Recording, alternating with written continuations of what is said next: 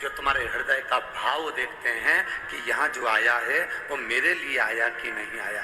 शंकर जी के मंदिर में एक लोटा जल चढ़ाया तो भाव से चढ़ाया कि नहीं चढ़ाया, दिखावे से तो नहीं चढ़ा रहा, मेरा भजन दिखावे से तो नहीं कर रहा, वो केवल भाव देखता, वो केवल निर्मल स्वभाव देखता।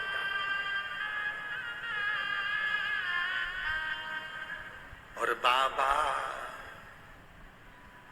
मैं तेरी बदन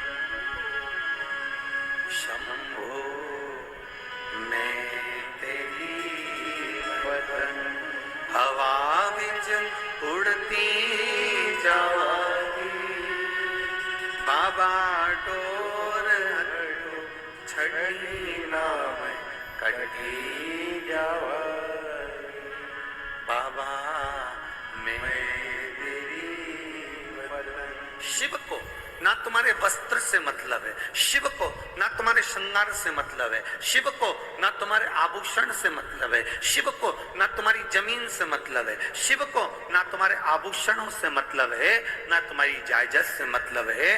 तुम कौन सी भाषा बोल रहे हो, शंकर को तुम्हारी भाषा से भी कोई मतलब नहीं है, ना तुम्हारे वस्त्र से ना तुम्हारी भाषा से। शंकर कभी तुम्हारी भाषा और वस्त्र से प्रकट नहीं होता, शंकर केवल तुम्हारे भाव से, तुम्हारे सच्चे हृदय से शिव प्रकट होना जानते हैं। केवल तुम्हारा निर्मल मन सो मोहि पावा। आपका भाव कैसा है?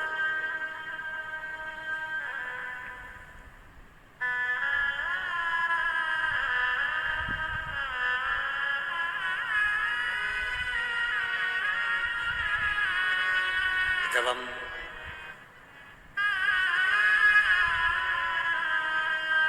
आज दोपहर में सुबह के टाइम यहाँ पर पहुंचे,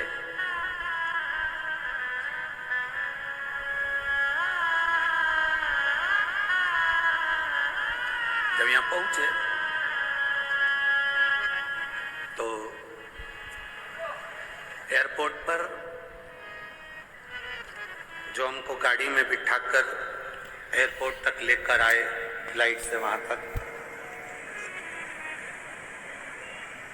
उनका नाम हमें स्मरण में नहीं आ रहा, उनकी भी जमीन यहीं कहीं बाजू में लगी है, हमारे आसपास में कथा हो रही है।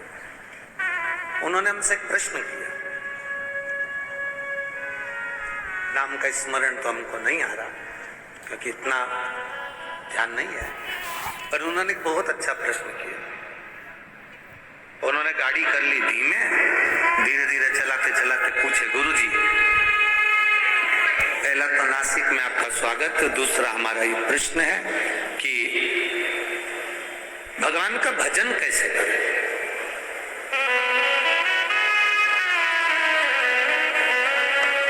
अब हमने कहा सामने इधर से घुमाकर तुम एयरपोर्ट पे ले जाके खड़ा कर दोगे, प्रवचन थोड़ा लंबा है, अब हम बोलेंगे कि भजन कैसे कर। उसका प्रश्न था भगवान का भजन कैसे करे। फिर भी हमने कहा एक बार कबीरा का एक संवाद अपनी जिंदगी में जरूर उतारना। दो बहन चक्की पर बैठकर गेहूं पीस रही थी, आटा बना रही थी।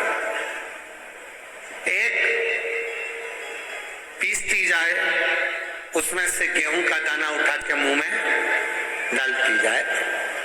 नासिक की भी कई जीजियों की आदत है, ऐसा नहीं, दाना लिया मुंह में डाला। दूसरी भी पीसती जाए, मुख में दाना नहीं डाल रही, फिर उसने लिया मुंह में डाल लिया, फिर पीसती जाए।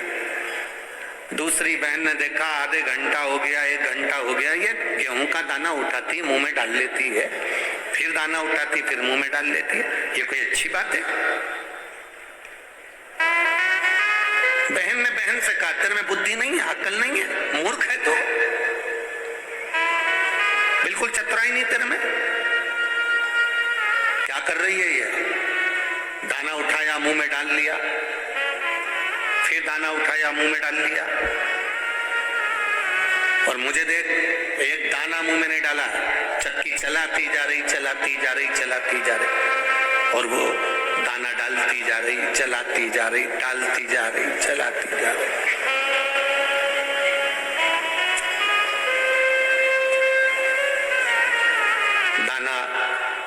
गया। आटे की बोरी दोनों ने उठाई, लेके जा रही थी। रास्ते में बहुत सारा कीचड़ था, पानी पड़ा था, खड्डा था। कीचड़ में दोनों का पांव फिसला, आटे की बोरी का आटा पूरा कीचड़ में डूब गया। सबसे ज्यादा दुख किसको हुआ? बोलो तो ही जीजियो, बोलो जरा। ए नासिक की जीजियो, और जितने नासिक के जीजा उन बैठे अच्छे से बोलो। सबसे ज्यादा दुख किसको हुआ?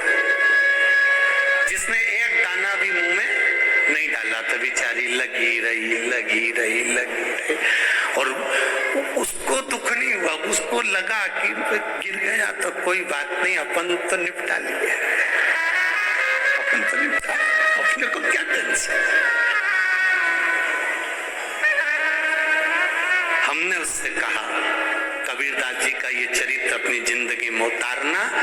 एक वो होता है जो दिन भर 24 घंटे लगा रहता है और कभी भगवान का भजन नहीं कर पाता, और एक वो होती है काम करती जा रही है, दाना चखती जा रही है, काम करती जा रही है और शिव महापुराण सुनती जा रही है।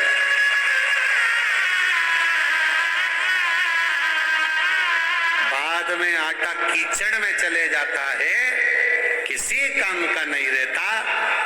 जो तुम्हारा समय चल रहा है, जो तुम्हारी सत्ता चल रही है, जो तुम्हारा विभव चल रहा है, जो तुम्हें कुर्सी मिली, जो तुम्हें पद मिला, जो तुम्हें प्रतिष्ठा मिली, आप कहीं के आमदार बन जाए, खासदार बन जाए, अध्यक्ष बन जाए, उपाध्यक्ष बन जाए, कहीं कोई पद प्रतिष्ठा कुर्सी पद या आपके पास में वैभव धन कुछ आ जाए, तो उसका प्रयोग करना प्रारंभ करो। तो अपने चलते समय में, अपने चलते हुए कर्म में, अपनी चलती हुई दुकान में, अपने चलते हुए क्रम में से थोड़ा थोड़ा भगवान का भजन मुख में डालना प्रारंभ करो और काम करते जाओ। एक कथा हमने पहले कही, जब तक तुम्हारी नौकरी अच्छी चल रही है तब तक पत्नी के जेवर बनवाओ। इस कथा को सुनकर पत्नी बड़ी खुश हुई कि गुरुजी एक हमारे पक्ष के मिले जिन्होंने जेवर बनाने का बोला। तुम्हारी नौकरी अच्छी चले जब तक पत्नी के जेवर बना लो, प्रॉपर्टी खरीद लो, मकान बना लो, जमीन बना लो। दुकान अच्छी चले, पत्नी के जेवर बनाओ, बच्चों का काम करो, पढ़ाई कराओ, विद्याध्ययन कराओ, प्लाट बनाओ, मकान बनाओ, सब कुछ करो। दुकान चले, नौकरी चले, सर्विस चले, उस चलती हुई नौकरी में, उस चलते हुए व्यापार में तुम करोगे ना, तो तुम्हारा धीरे धीरे धीरे धीरे मकान भी बन जाएगा, जेवर भी बन जाएगा, काम भी हो जाएगा। मालूम पड़े जिंदगी का क्या ठिकाना, जब एकदम व्यापार, दुकान, सत्ता कुछ हटती है तो तुम कुछ नहीं कर पाओगे। इसलिए ये शरीर जब तक चले तब तक भगवान का भजन करते चलो, नाम स्मरण करते चलो।